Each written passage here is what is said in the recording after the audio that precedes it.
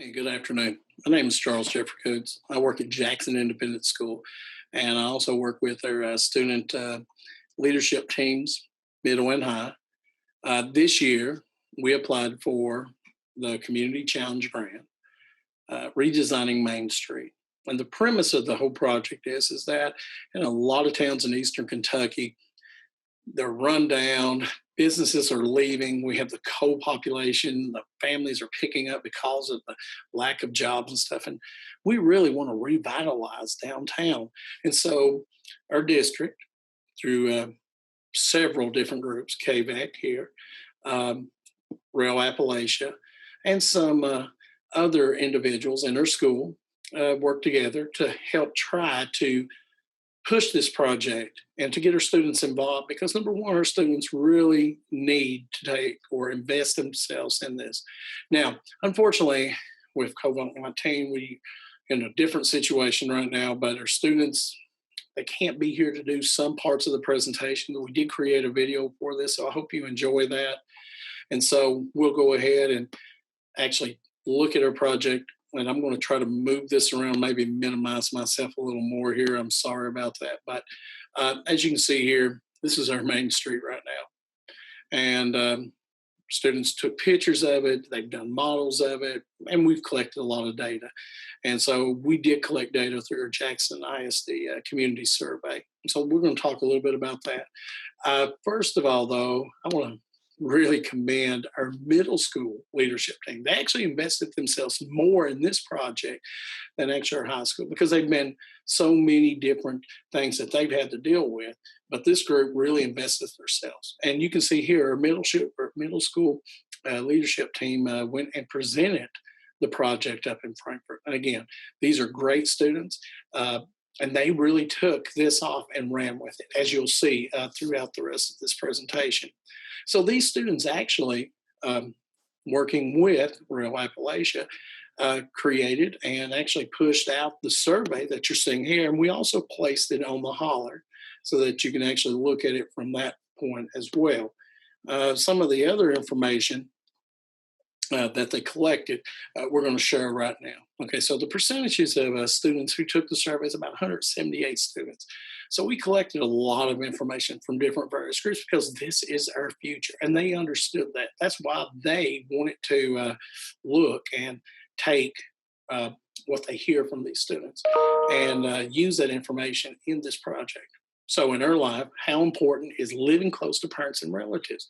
So if you notice the blue, not very important, that tells us that it is really important that, and in their minds, they want to live near their relatives. And so you might say, well, why is that important? Well, we took some survey and we collected some of the thought stuff. One person says, they keep me safe. They provide for me. They take me to church. They teach me about God and the importance of life. Others say, I want to be connected and close to my family. It's important because we always see each other at special events and family reunions.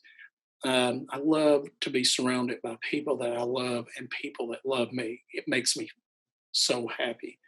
But the one that I felt captured the whole thing is because I need my family. And the times we're in right now, we do need our family. And so we continue on in this when it says in your life, how important is getting away from this area? And again, you start thinking, okay, why is it important to stay here? Why is it important? And why is it why we're leaving?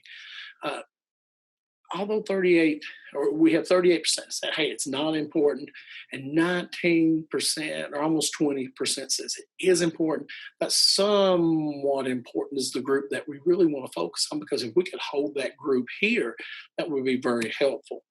And so we looked and we asked why, in this case, how important is getting away from the area? It's not important, and here's why because this is my home. I'm happy where I live. I love where I live. I like living in the country. There's so many things to do outside. So those were the important factors that our students want to stay. But here's some reasons why. And this is the big reason why the whole project redesign is in play here. It says the career that I want is not offered here. We hear that more and more every day. there's more things you can do. Unfortunately, we live in a small community where there is very little for our students to do. And it continues to actually get smaller and smaller each year. This area of the country offers a little to no opportunities for careers that they wish to pursue. And they like to experience things. So something new and change and different. Not the same old, hey, go to school, go to Walmart, go to the grocery store, come back home, watch TV. And I agree with these kids and stuff because it is something that is major. And it's even for adults. That's why they leave, because they do want to do more things and have more opportunities. So, going on, of course, we looked at this. To what degree do you agree with the following statement? I have pride in my community. And if you look, 56.7% is agree, 25.8 is strongly agree. I mean, you're looking at least 85% almost here. Disagreeing very little, but at the same time, those people we want to change, but there is a strong pride. They have pride in their community. And so that's really good, because when you're starting to look at redesigning things like that, you have to have that pride built in. Else, they will not want to take those steps to make our community better. And so how knowledgeable about the history. And the reason we threw this up is because we're looking at future projects to add on to this. We were looking at actually seeing the history of Jackson and maybe telling some stories about our, heritage and stuff. And you'll see, they're somewhat knowledgeable. And let's see, not very knowledgeable. And you only have very few that are extremely knowledgeable. And when we were in one of the meetings and we were talking with one of the ladies, and this was with my middle school team, they were telling some tales, and some of the kids said, "Hey, we don't even know this." And so, so pride is one thing. Understanding your community is another that would actually help, and so forth. And again, we also looked at businesses. How knowledgeable are you about the businesses in your community? And, they know some things about the business, but if there could be a tie-in, a little more, a wedge or something that they could tie more into. And part of our project was we were going to try to invest our time in the communities and stuff, but we got a little bit, I guess, we didn't get accomplished everything we wanted. And there are different reasons, but we didn't. And we want to invest more time in that these coming years, because we're invested in this, and we're looking at a 5-year deal, not just a 1-year deal with this type of a grant. And then how knowledgeable about local employment options. And here's the problem with our local employment. We have very little. We have some restaurants, we have some food, grocery stores, and we have one Walmart, not a super Walmart, just a very small Walmart, and some other businesses. So how can we help with the businesses that our students don't know about, and how can we get them or businesses to invest in our kids too? So we're looking at all these options and stuff. Now, here's some of the great news that I was talking about. Our students here, my middle school leadership team, they met with our mayor, Laura Thomas, and they discussed their ideals and dreams about Jackson. And we learned a lot of things from her. One of the main reasons we actually wanted to meet with her and talk about these ideas is because there was this little video thing coming out, and we'll see that in a minute,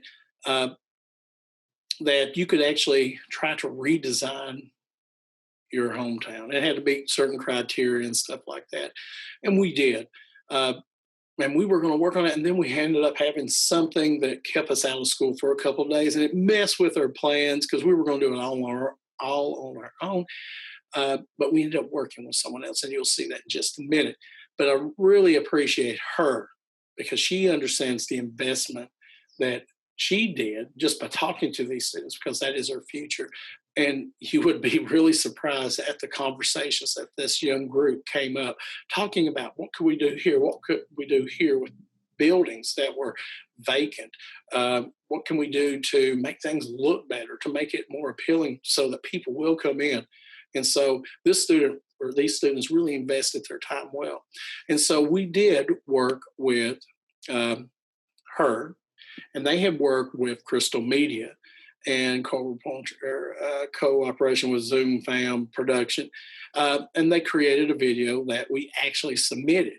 Uh, so I will play this just for a few moments, and then we'll look at another video and so forth, okay? Hello, HGTV, and welcome to Jackson, Kentucky. Established in 1843, nestled in the foothills of the Appalachian Mountains, a population of 2,200, we're a quiet town rich and vibrant with history. Jackson was once the busiest little town in Kentucky. At the heart of what many know as coal country, Jackson is today looking for new ways to revive our downtown as alternative energy resources become more readily available and our economy focus shifts from coal to tourism. But our most valuable resource, our people. And so you could hear in just that video where we worked with them, they had some drone footage and stuff like that, that we had an opportunity. And let's see, accidentally clicked further. So we did that while part of our project was to take downtown. And here we have Mr. Coots's, this is my son, Mr. Coots, in his STEM class. They walked around town. They took some digital photos of some buildings and stuff, which you'll see in a minute. And they created models because their goal is to create a town to scale based on models. And there's issues that he had during this part, but there's also things that the students actually have learned and actually becoming more invested in. So when we get to this, you can see some of the pictures. So here, if you notice this picture here and I jump back, this is this building. Now, again, this kid took that picture, in essence, and created this model. Now, the cool thing is that we built the models using 3D printers that we had purchased, but at the same time, they also had to work with other organizations in our school. So, for instance, our art class, Miss Church, she had her students help them paint and design some of the buildings that you're seeing. And so, did it happen the first try? No, we've had issues where students' models were a little bit too big, too small, and so forth. And then I came in and I also talked to the students about using, if they didn't want to measure the buildings because we had issues there, maybe we could use Google Maps, get some dimensions of the buildings and so forth. And so we tried to make the process a little better. The other thing is that Rail Appalachia is also helping us to design guidelines that will help us make sure that whatever we're doing is in sequence. I know I don't put it in this video, but we also have another part in which Miss Howard, another teacher in our school who works actually with our 4th and 5th grade students, and you can see that we're trying to broaden our project totally out. So we got high school students doing this, we got middle school students doing this, even to the elementary. She's actually, and the problem was she didn't get to it because of the situations, but going into the businesses and actually sitting down with the business owners and having them talk and communicate, talk about it, and then make podcasts. And so that's the next part. And then taking these models, we're looking at doing QR codes too, so that, hey, if you come and you click this QR code, it takes them to the models, the page, and designing websites. So we've got a lot of things that we're looking at doing, and we're going to continue to do with this project because we feel this is a project that our students actually can and will invest themselves in. So before we end, and I am going to let this video play out, this is the one that our students made, and it's taking some of the information. It's 2 minutes, and I know I'm way over my time, but I do want you to see this because it is them talking.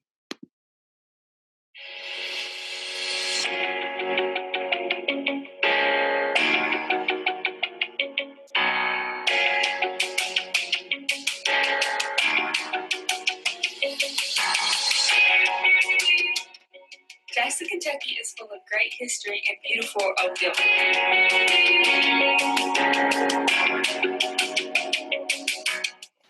Our buildings on Main Street are so beautiful, but need to be brought to life again.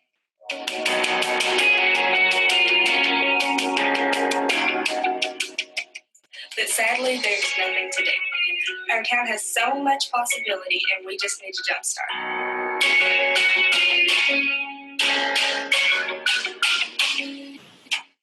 There are so many places that can be used for entertainment and things for everyone to use. When people from other towns come in to visit, all they see on Main Street are a bunch of old buildings, and they don't see the beauty inside.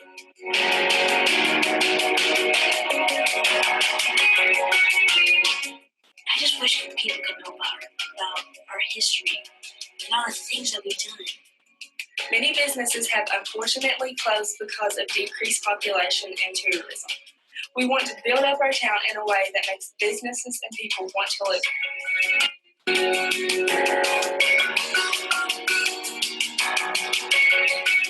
If these buildings could be renovated or even just touched up a bit, others can see what our town has to offer and the nice place we own. This will help us increase our chances of finding success in our hometown. Jackson, it's always been my home, and I just wish people could see it the way I see it.